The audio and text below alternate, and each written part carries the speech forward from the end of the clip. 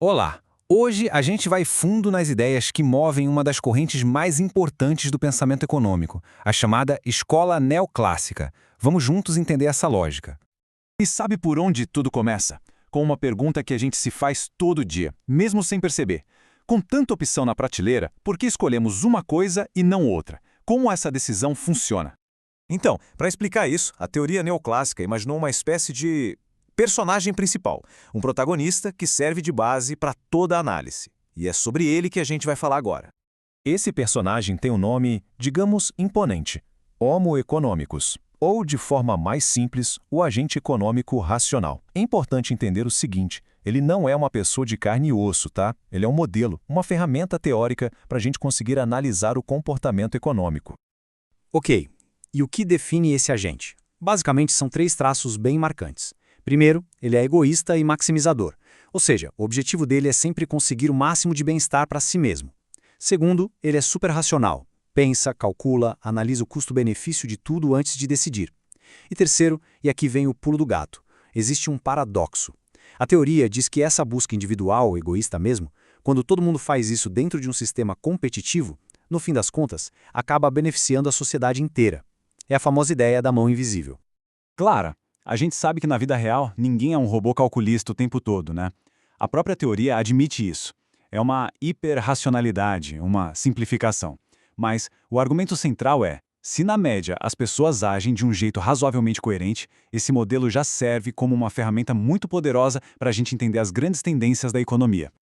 Beleza. Então, se esse agente quer sempre maximizar alguma coisa, o que é essa coisa? O que ele busca, afinal? A resposta está num conceito-chave dessa teoria. Essa coisa se chama utilidade. Utilidade é basicamente o nível de satisfação ou prazer que a gente tira ao consumir um produto ou serviço. Antigamente, os economistas até tentavam dar um número para isso. Hoje em dia, a teoria é mais sutil, é ordinal. Ela diz que a gente não precisa medir, só precisa ordenar. Basta saber que eu prefiro, por exemplo, café a chá. Essa ordem já é suficiente. Agora atenção, porque tem um conceito ainda mais importante: a utilidade marginal. A palavra-chave aqui é marginal, que significa adicional. O foco não é a satisfação total, mas sim um prazer extra que a gente ganha ao consumir mais uma unidade de alguma coisa. E isso leva a uma lei fundamental, que é super fácil de entender com um exemplo. Pense em pizza. A primeira fatia, quando se está com muita fome, maravilhosa. A satisfação é altíssima. A segunda fatia, ainda muito boa, mas talvez não tanto quanto a primeira. Na quarta, o prazer que aquela fatia a mais te dá já é bem pequeno. Isso é a lei da utilidade marginal decrescente.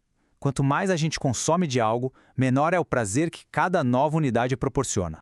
E por que isso é tão importante? Porque essa lei explica uma coisa básica do nosso comportamento. Por que a gente não gasta todo o nosso dinheiro só em pizza? A gente diversifica. A gente faz isso, segundo a teoria, para tentar igualar a satisfação extra que o último real gasto em cada produto nos dá. É assim que a gente maximiza a nossa satisfação total.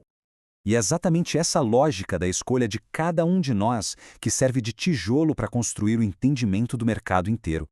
Isso tem um nome: individualismo metodológico. A ideia é que o todo, ou seja, a economia, nada mais é do que a soma das partes, das decisões individuais. A demanda do mercado por sorvete, por exemplo, não surge do nada. Ela é simplesmente a soma da vontade de todo mundo que quer tomar sorvete. Se mais gente decide comprar, a demanda total aumenta. Simples assim. Essa relação toda entre preço e quantidade que as pessoas querem comprar é representada graficamente pela famosa curva de demanda. Mas olha, essa curva não é uma foto estática, não. Ela se move, ela muda, influenciada por um monte de outros fatores. Existem 6 grandes fatores que mexem com a demanda. O próprio preço do produto, claro, mas também a renda média das pessoas, o tamanho da população, o preço de outros produtos, os nossos gostos e até influências especiais. Pensa numa onda de calor. Do nada, todo mundo quer comprar ar-condicionado, mesmo que o preço não tenha mudado. Isso desloca toda a curva de demanda. E essa questão do preço de bens relacionados merece um destaque. Existem 2 tipos principais. Primeiro, os bens substitutos. É fácil. Se o preço do café dispara, talvez mais gente passe a tomar chá. Um substitui o outro.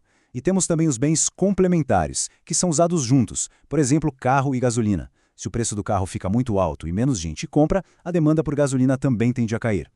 Ok, mas de onde surgiu toda essa ideia de focar no indivíduo, na escolha, na racionalidade? Para a gente entender de verdade o impacto dessa teoria, vale a pena dar um passinho para trás e olhar o contexto histórico. Essa teoria neoclássica começou a ganhar força lá no final do século XIX. E segundo alguns historiadores importantes, como Robson e Itchwell, isso não foi coincidência. A Europa estava passando por um período de muita agitação política e social. Pensa só, a teoria econômica que veio antes, a clássica, falava muito em classes sociais, em conflito entre trabalhadores e donos de capital. No momento em que os movimentos de trabalhadores estavam crescendo, a citação aqui é bem direta. Teorias que sugerissem conflito já não eram tão bem-vindas. Uma visão mais harmoniosa da economia passou a ser mais atraente. E essa tabela aqui mostra bem essa virada de chave. A economia clássica olhava para as classes e para a produção. A neoclássica joga o holofote no indivíduo e na sua escolha. O foco sai do conflito de interesses para ir para a busca de equilíbrio e da satisfação pessoal, da utilidade. É uma mudança de perspectiva gigantesca. E isso tudo nos traz a uma reflexão final. A gente sabe que o ser humano não é perfeitamente racional como o modelo propõe. Ninguém é. Então, por que essa ideia, esse modelo, continua sendo a base de boa parte da microeconomia que se estuda hoje? Fica a pergunta.